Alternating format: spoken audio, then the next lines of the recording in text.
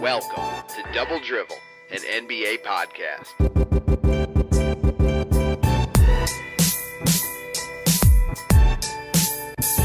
Hello and welcome to another episode of Double Drivel. We are a weekly podcast offering a fan's perspective on the news and issues surrounding the NBA. Thank you for joining us. My name is Greg, and I'm joined as always by my co-host JT. You can find us on Twitter at Double Dribblers or email us at doubledrivelpodcast@gmail.com. JT, what up, my friend? Greg, second round life, Greg. We did it. Fucking did it. Happy, very happy. Yes, quite a good game last night with the Jazz and the Thunder. Well, actually, at times it was a gross, disgusting, horrific display of basketball, but hell of a game. Yeah, my guys couldn't be prouder of that team. We're going to talk all about it. Yeah, absolutely. And feeling a little better this week. Was a little under the weather last week, so feeling better as the week went on. So right back to 100% again. All right. Yeah, baby. How you doing? I'm good, man. I'm great. I didn't think I'd be here at the beginning of the season.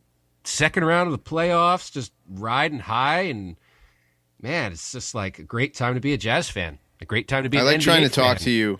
Yeah, I like trying to talk to you why the games are actually on, because you don't respond when the Jazz games are on. You're like, it gets all weird, and it's like, I always feel like, God, has something happened to him? Like he's just like completely out of contact. But no, you just get kind of into it and don't really want to talk to other human beings. Just leave me alone. I'm having a moment, okay? I'm having fun. I'm alone, but I'm having fun. Let me have fun. Yeah. So. Yeah, I don't like to, not too much chat on my end when the games are going on. No, certainly not. And there have been some good ones. Like we said, the Jazz and Thunder game last night came right down to the end. And, God, I can't believe it's going to be the Jazz and the Rockets and the Warriors and the Pelicans. I'm actually shocked that the West is completely figured out already, but we still have two games going on. What is it, tomorrow? Or is it today in the East? Are those games today, Saturday? They are today. Yep. Oh, baby. So we got Cavs and Pacers and Bucks and Celtics today. Last year's number 1 and number 2 seed teams are fighting for their lives in Game 7s in the first round this year. So that's freaking awesome. Oh, shit, Greg. Timeout. Boston Bucks play today, and LeBron plays tomorrow. Okay. Well, that's fine.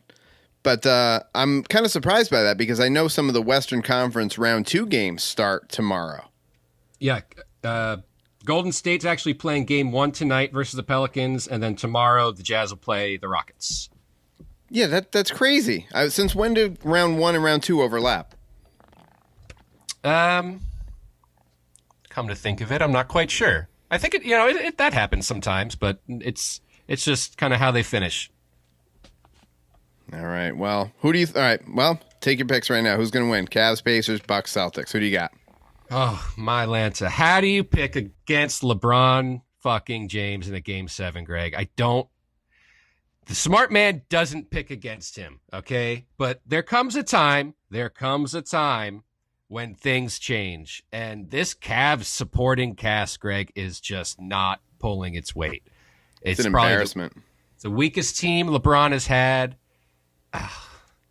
So you're pretty much asking, will LeBron win or will the Cavs win? And his shot the other night at the buzzer, the 3, was unbelievable.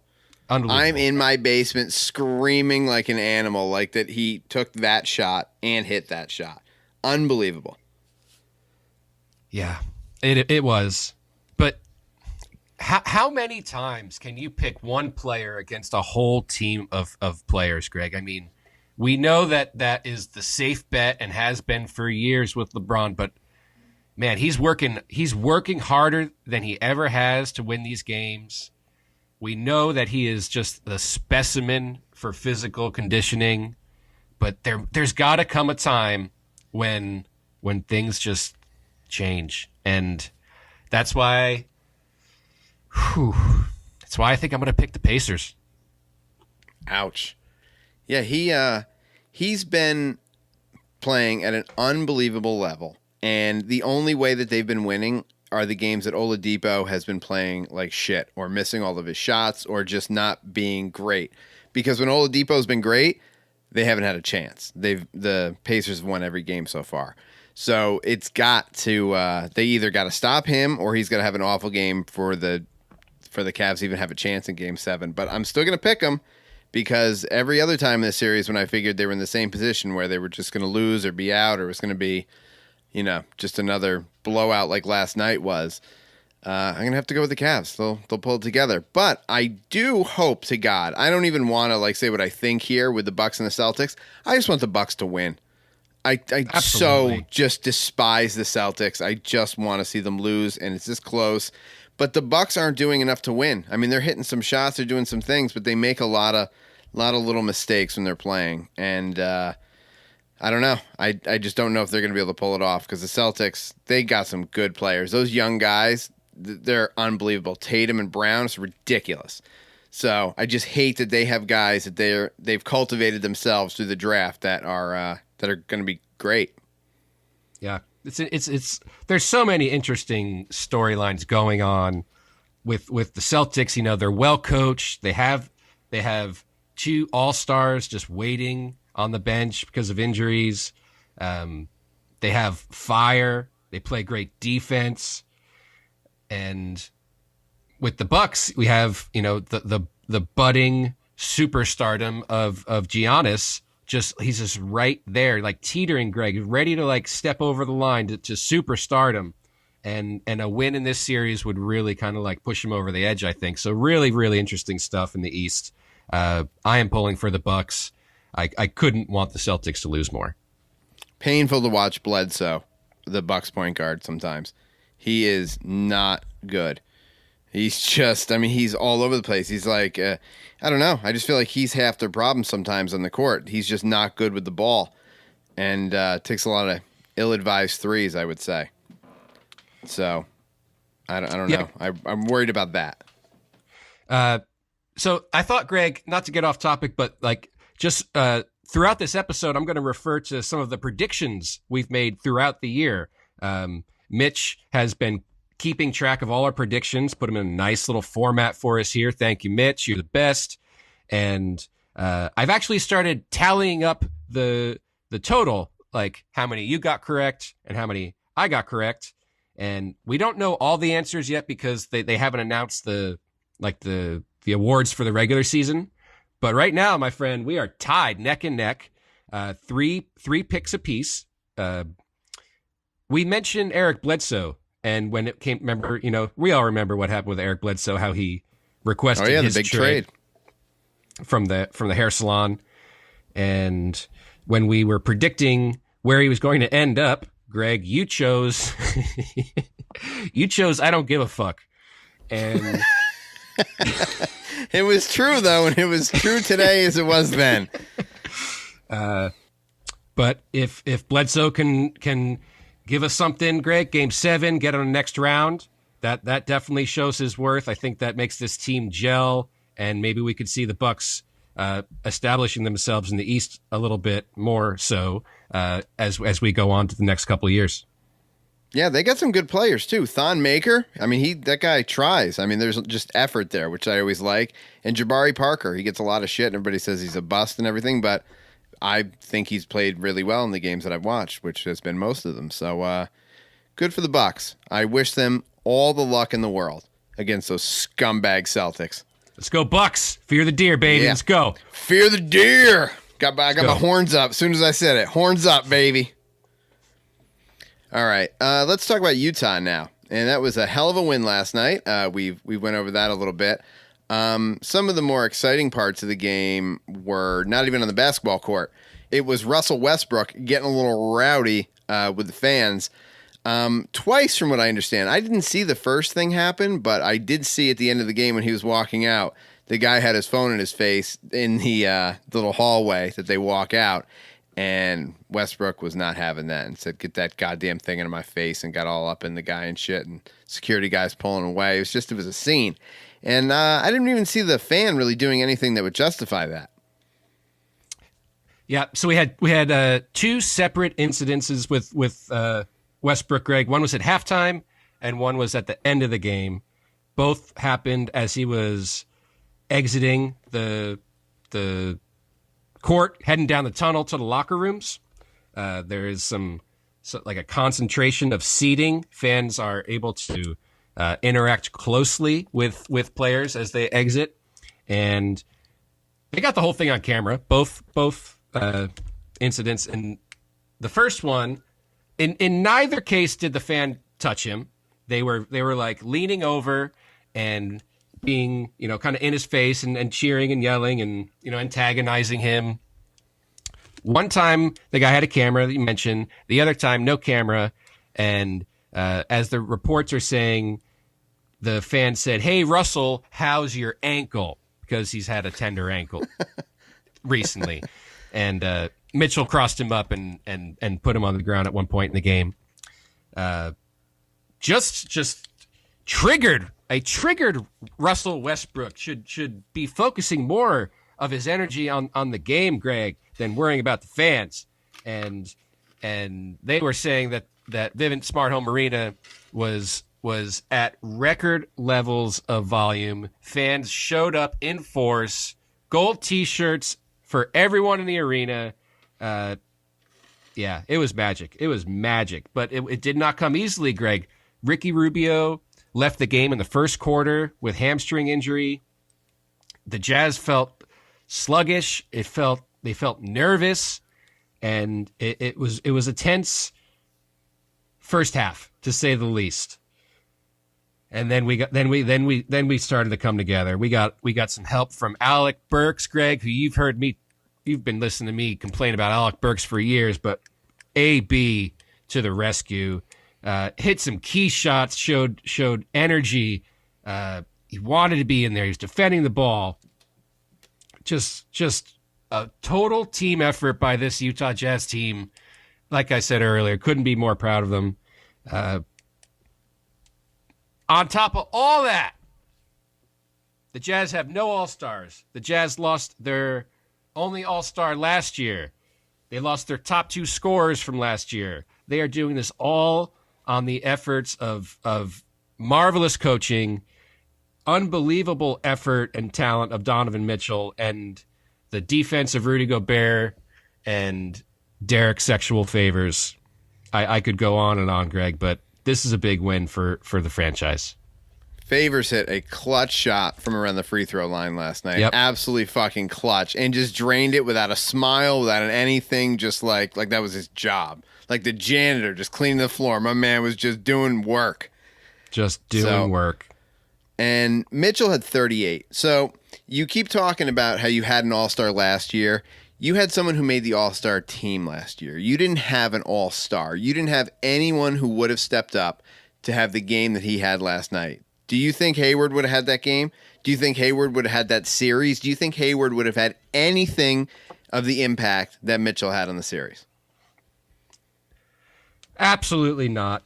And I'm not the only one that thinks that. I think the entire league recognizes that Donovan Mitchell is a superstar who has turned around this franchise, whereas Gordon Hayward was a very solid basketball player that we were hoping and kind of praying that he would embrace the franchise and maybe, find something in himself that would inspire people. He's not that guy.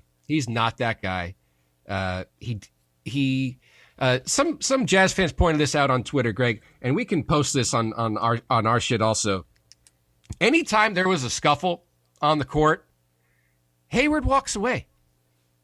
When his teammates are scrapping, basketball scrapping. Yeah. It is a lot tradition. of hold me back stuff. It is tradition and expected that you go out and support your team. I mean, you can't come off the bench anymore, but if you're on the floor and your teammates, they got some heat with someone, you go and you show up. And Hayward would walk away every single time. And they've clipped this all together already. Mitchell is there every single time, backing up his teammates. If you had told me on July 4th of last year when Hayward fucking wrote his Players Tribune piece of shit, that we would be here in the second round on the efforts of a budding superstar. Oh, slapped you silly. But here we are. And to answer your question, no. Hayward would not show up like this. Mitchell has shown up and will continue to show up, and we couldn't be sitting prettier. No. An amazing turn of events and a little, twist of luck. So, Greg, let's hit on some of the things that happened with the Thunder. Can we start with playoff P? Please. Playoff P had 5 points last night, and that is the one and only Paul George. PG-13, as he is known in the regular season, but Mr. Playoff P, he showed up last night to the tune of, like I said, 5 points, which is embarrassing. And in the game before that, which I know you don't like to speak of, but Game 5, he did, he played much better than that. But in Game 4, a lot of fighting going on with him. He was really getting punchy with everybody. Him and Engels were getting into it. It was him and Engels got something, Greg. Yeah, for real. Well, Engels, you can tell he gets under people's skin because he's always got that look. He looks at the ref like, what did I do? I couldn't do anything. But he's guilty as shit. He's just pissing these guys off, and they finally snap, and they always do shit to him, or they get in his face, or they knock him over because they can't stand him. But it's a good guy to have on your team. That's the kind of thing that you want, because you could tell you could tell Playoff P was just not in his game. He just wasn't, he wasn't where he wanted to be. He was just distracted and annoyed, and it certainly came through in his performance. Yep. Not a good team. Too many guys trying and to do how many goddamn shots can Russell Westbrook take? Every time he came down the floor, he's taking shots. I thought it was also funny that they put Carmelo on the bench for everything but the last series of the game, which was another great clip that somebody put on YouTube. They centered out on Carmelo on the final play. Like, their season was riding on this. They needed to foul. They needed to get to the guy with the ball. And he's standing there at the free throw line, just kind of like meandering around with no sort of intent to do anything. And that guy's going to make $28 million next year, potentially. That's awful. And that's the Thunder are doomed if he decides to stay. Yep. Back to Paul George real quick. I struggle, Greg, with the nickname PG-13. Yeah. For me, it's like, it's almost a little creepy. It's like 12 is too young, but if you're 13, it's okay, kind of thing. And I mean, I don't know. It's just words. Does Paul George seem like if there's grass on the field, play ball kind of guy? Is that what you're saying here? Greg. You went there? I just completed it. I'm just putting words together, and you're making thoughts of your own. All right. But then to add Playoff P, that's two terrible nicknames for a fantastic player. So I think someone in his his squad needs to help him out with that. Greg, Russell Westbrook took 43 shots in yesterday's game. He had 46 points. That is not effective field goal shooting. I watched him airball five threes in like the third and fourth quarter. Straight airballs. So now what happens to the Thunder? Because they pray to God Paul George leaves because he's not really worth what they're paying him. They pray to God Carmelo decides to retire or whatever because he's shot, and that's the only chance they have. Because if Paul George stays, they're apparently still at the salary cap level, so they won't be able to add anyone or do anything. It's terrible. Coach Billy Donovan likely out of a job too, Greg, is my prediction. Which is hard. Oh, that's your prediction now? This is, as I said, this is a reference to a prediction I made earlier where I thought he would be the coach of the year. And now I'm thinking he'll be lucky to have a job. Yeah. Didn't really make the most out of that squad of talent he was given, did he? Well, I mean, I don't know if that's the squad that you can mold to be a great team. But there always needs to be a fall man, and And because it didn't work, and we all said it wasn't going to work, they'll probably fire him. There was a little while that seemed more exciting than what happened in Houston. You remember that? Like, yeah, Houston got Chris Paul, but it was like, damn, they got Carmelo and Paul George. Damn. Yeah, how'd that work out? Fucking Rockets look like a freaking wrecking crew. And let's not forget Paul George's prediction of becoming the league MVP. Yeah, how'd that work out, Playoff P? 5 points, Paul. That's a good name. Yeah, 5 points, Paul. Oh, God. That's the kind of thing that'll stick. So that's, rough for them, but, I don't really care. The West is a lot of upheaval going to be in the West next year, possibly, too, because Durant has to re-sign with the Warriors, too. So, yeah, could get crazy. So, while Westbrook was blaming the Jazz fans, Greg. Oh, and I don't think we mentioned he felt the fans were very disrespectful, and they were talking about his family and his kids. There has been no one able to back up any of those comments, and I find it curious that if Westbrook found the fans so disrespectful, why did it take him 6 games to mention that? He only seemed to mention that after he lost, which is kind of a crybaby thing. And in Utah, has anyone ever said that in their lives? Like they went and played a game in Utah and the fans were disrespectful. The closest thing I saw the other day was Mitt Romney, mocking the 4 fouls that he was walking off the court with. And that's like, I mean, come on. It's just as wholesome as it gets in Utah. So I don't know if that's the crowd that I would blame for being disrespectful. They're a passionate fan base, but I don't know if disrespectful is the right word. No, when I was at the Nets game, there were some disrespectful things being shouted. I'll tell you that. There were some things that were not appropriate being yelled out. So that's a place I can believe that happening. But I don't know. It doesn't. Salt Lake City, that doesn't jive for me. A place where I can also see a bit of disrespect brewing would probably be in the Cavaliers locker room because, as you were saying before, what's his name? Westbrook was a little whiny about things, but LeBron James was also a little whiny about things. And am I right that he specifically called out Kevin Love for poor shooting? Greg, he fucking hung him out to dry. And it kind of hurt my feelings. And I'm not even a Cavs fan, really. But he's like, yeah, he needs to hit those shots. We can't hit them for him. It's like, God damn, LeBron, this guy's not even up there to defend himself.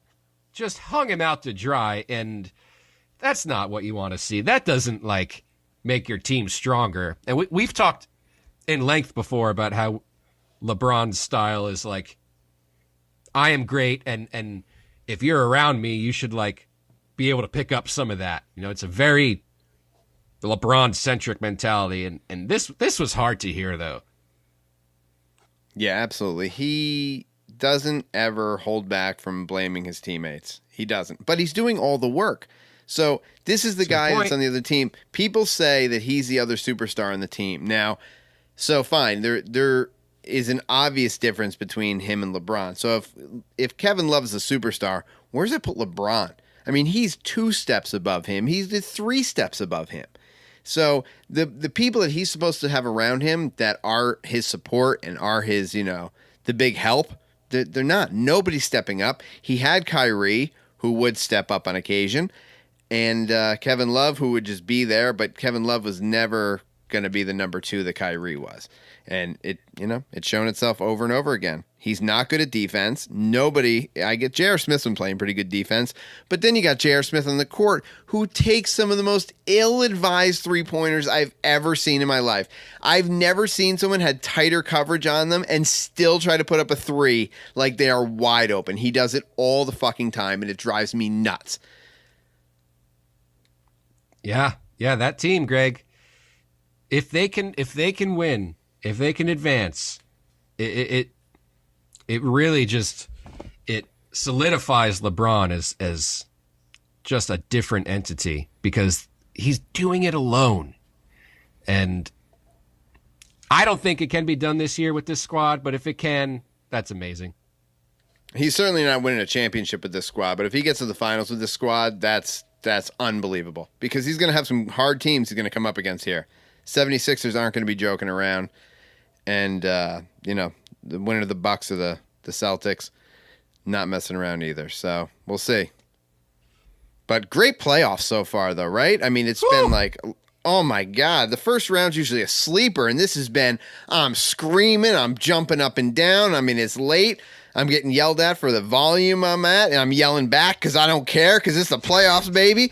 We are. And I'm a grown man. I'm a grown man. If I want to yell in my house, I'll yell in my house. Yeah, it's been killer. It's been a lot of fun. So we'll get away from the actual playoffs themselves here for a second.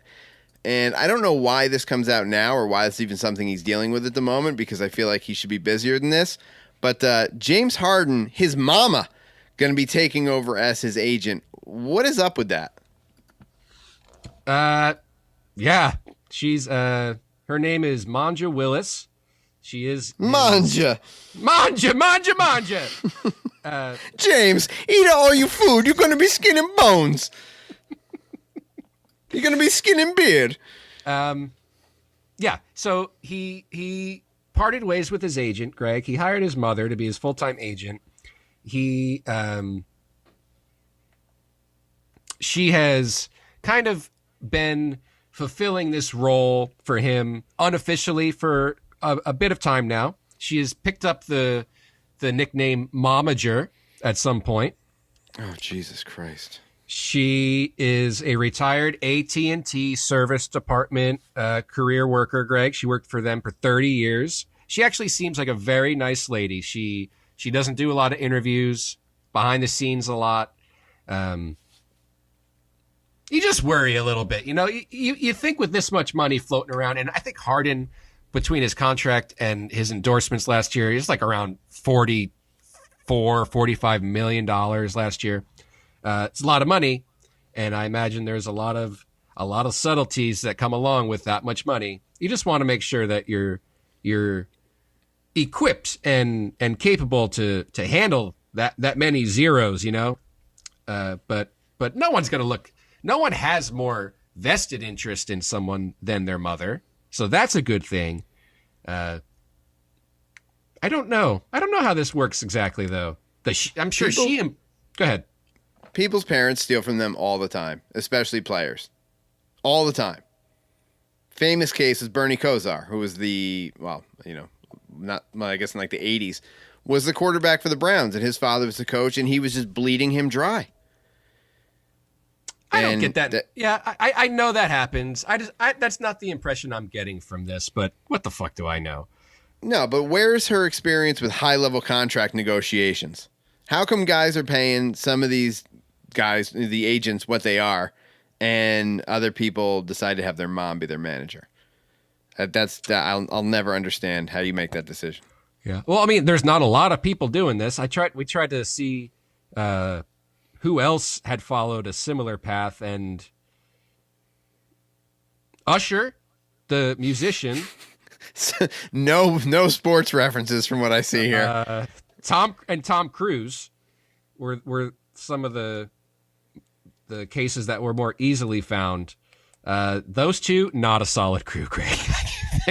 I wouldn't want to be on a team with those two. Usher allegedly, he paid a $1.2 million sum to keep a woman quiet about giving her herpes. Yep, seen it. You've seen herpes? No, I've seen her and her complaints. Oh, okay. And Tom Cruise is a Scientologist. Does he still talk to his parents? I don't think he even talks to him at this point. The Scientologist. Fuck if I know. Greg, his thetas are very high. You know that, right? You ever see that thing?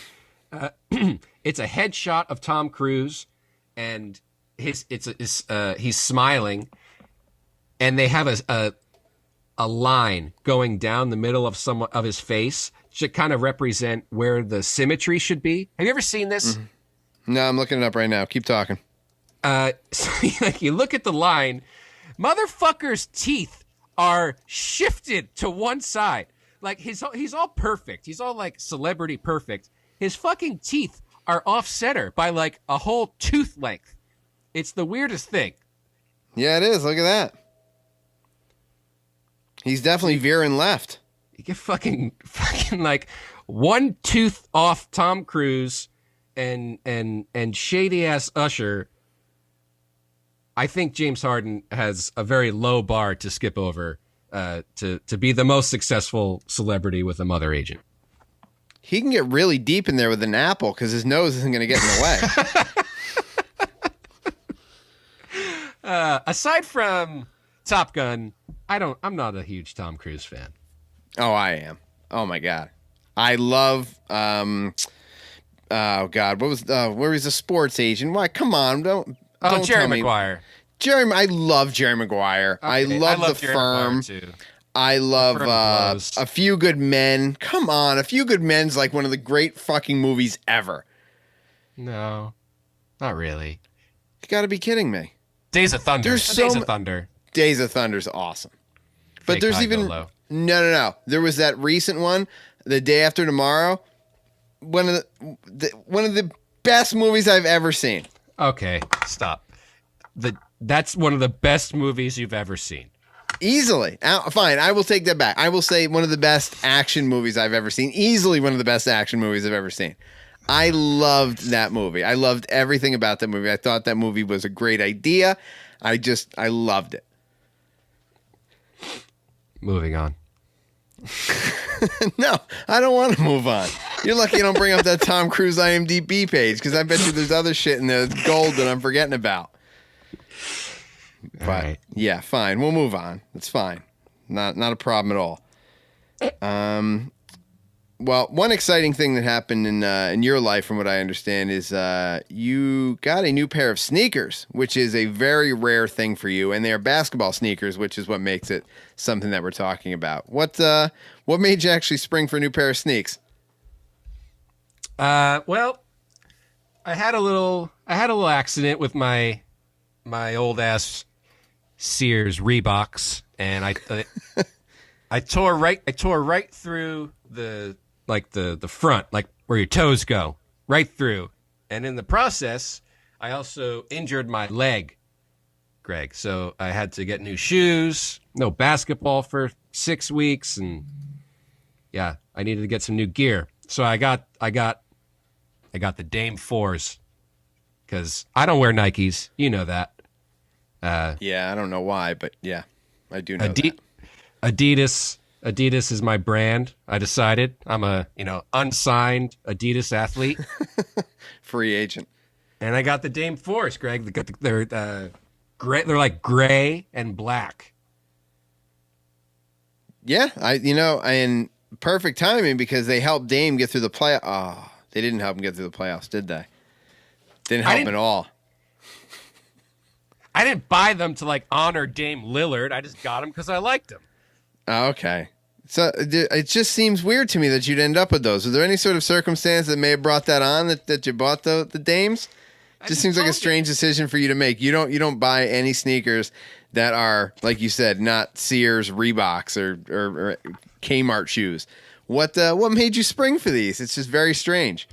I don't want to wear Nikes, and so you're like, Adidas is a brand that's available, and I checked them out, and they look good. Okay, so I will cross-examine the witness here for a second. So I couldn't help but notice last night when I was enjoying the Utah Jazz Oklahoma City Thunder game, I noticed the damnedest thing. I noticed your boy Mitchell was wearing these sneakers, and I'm like, I've seen those before. And they got a little closer, and I noticed that they were gray, and I was like, yeah, I definitely recognize those sneakers. They appeared to be, and I'm no sneakerhead here, but they look like a pair of Dame 4s. Now, am I right or am I wrong?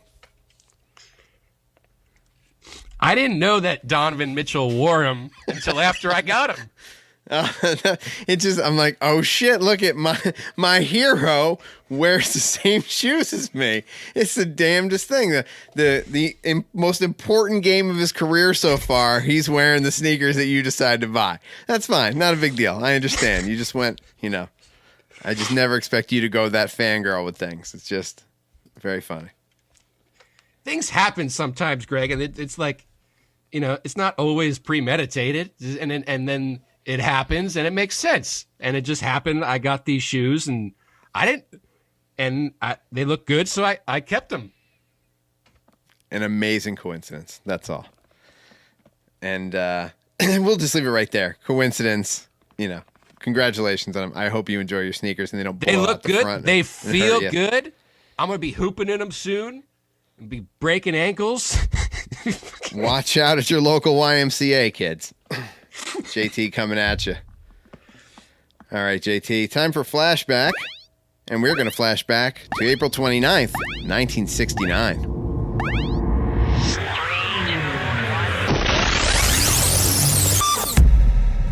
All right, April 29th, 1969, and the Boston Celtics defeated the Los Angeles Lakers 89-88 in Game 4 of the NBA Finals. A combined total of 21 assists were recorded in the game, an all-time NBA low. And that was before Russel Westbrook played, so I would expect him and one of his teams to have one of the lowest totals ever, but, I'll leave that alone. Another thing that's actually shocking, before we even address what the actual flashback is, that on April 29th, they were playing Game 4 of the NBA Finals. We are not even finished with round 1, and they were in the finals. So it's just amazing to see how the game's changed and the length of the season, and everything's really blown up over the past 40 years. Good point, Greg. I didn't notice that. 21 assists combined. So each team had about 10. So there were 10 times during that game for each team where they passed the ball to someone and they scored. Other than that, it's mellow ball all day. I really want to go look up that game on YouTube. I want to see what were they doing? Were they just coming up and shooting it, or were they I don't understand. Were guys posting up? So if you pass the ball into someone and they post up and they back a guy down and they shoot, no one got an assist for that because it becomes its own play, correct? I believe if you dribble more than once, it's not an assist. Gotcha. So yeah, I would imagine it's a lot of that. There was a lot of post play at the time. Throw it down low to the big guy, back him down, shoot it. So nobody's getting assists. But and then it's rebounds, not as bad Greg. as we're imagining. Oh God. Like rebounds would be, I would imagine like a lot of rebounds and then just putbacks, and that's how a lot of the game would go because the rebound's not an assist. No. So yeah, that's how that kind of thing can go down. But those are the days. We were obviously not around at that point, but there were years and years where the Celtics and the Lakers were just the two teams you expected in the finals. And to think it was going on from '69 to even the early '90s when we were watching, that's a long goddamn time. Yes, sir. All right, let's do some predictions, JT. All right. Well, we're going to pick the West. We're going to see because their teams are set, their teams are ready. So let's look at the bracket and pick the two winners. We have the Rockets and the Jazz and the Pelicans and the Warriors. Now, the Pelicans just obliterated the Blazers, and they played really well against the Warriors this year. So that's going to be a great series. But I must say, I am worried about the Jazz. The Rockets do everything that the Jazz don't seem to be able to handle. Anytime people were shooting a lot of threes or making a lot of threes on the Thunder, the Jazz couldn't really handle that. So that concerns me that the Rockets are nothing but threes and outside shooting. I don't know if they have the defense for that. Yeah, the perimeter defense will be a thing to watch because the Rockets shoot the most threes in the league. Very different from the OKC style where Westbrook's looking to drive and score at the rim. Gobert was a force last night. I mean, I was man. so impressed. He's not great on offense, which is something I think they looked to him more last year. But he looks like he's really locked down his D this year, and it is unbelievable. That guy gets blocks like nothing. Yeah. You have to reserve a little faith in what the Jazz can figure out behind the scenes. They have an amazing coaching staff. They're not just going to let the Rockets light them up all day. They're going to have a plan. So I think it's really going to come down to coaching. The Jazz were 2-1 underdogs versus OKC. I haven't even checked the Vegas line to see. I'd imagine they're 3 or 4 to 1 underdogs versus the Rockets. As I've said, my head chooses Rockets. My heart will always choose the Utah Jazz. Yeah, I'm actually, I think I might even mess myself up because I'd picked the Warriors to go to the finals. I think the Pelicans can beat them, especially the way they're playing. Yes, Curry's going to be back, but I don't know. I'm going to go out on a limb and say the Pelicans and the Rockets.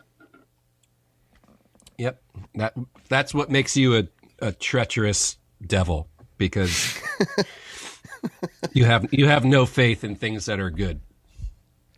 No, and, no real loyalty, especially if I see him get a little shaky. I'm all in for LeBron, but last night they lose by 40 points. Oof.